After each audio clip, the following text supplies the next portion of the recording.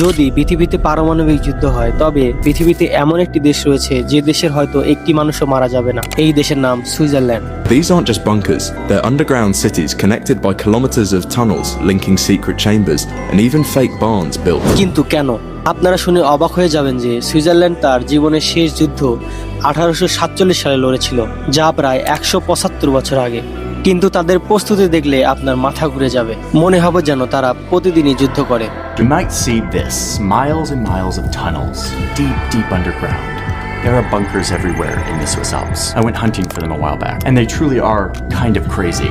যদি কোনো ব্যক্তি সুইজারল্যান্ডে বাড়ি কেনে, তাহলে সুইজারল্যান্ড সরকার তার বাড়ির নিচে একটি বাংকার বানিয়ে দেবে। এর কারণ হলো, যখন দ্বিতীয় বিশ্বযুদ্ধ হচ্ছিল তখন ইউএস ও সোভিয়েত ইউনিয়নের মাঝে একটি ভয়ঙ্কর যুদ্ধ হচ্ছিল। The American people in their righteous might will win through to absolute victory. এদিকে সুইজারল্যান্ড দুই দেশের মাঝখানে মাইনকার চিপায় আটকে ছিল। পুরো ইউরোপ তখন যুদ্ধে নেমে পড়েছিল, যার কারণে সুইজারল্যান্ডের সবাই এতটা ভয়ে ছিল যে কখন যে তাদের দেশে এসে একটি পারমাণবিক পড়বে তার কোনো নিশ্চয়তা নেই।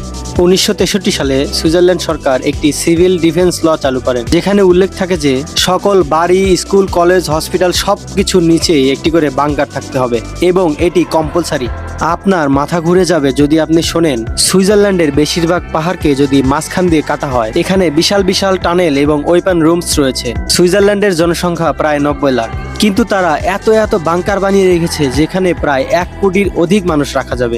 আপনি যখন এই দেশের বাংকারগুলোকে দূর থেকে দেখবেন তখন সবকিছু নর্মালি মনে হবে, কিন্তু যখন আপনি এই পাহাড়গুলোর কাছে চলে আসবেন, পাহাড়ের মাঝখানে বিশাল বিশাল মিলিটারি ওয়েপন্স রুম বানিয়ে রেখেছে।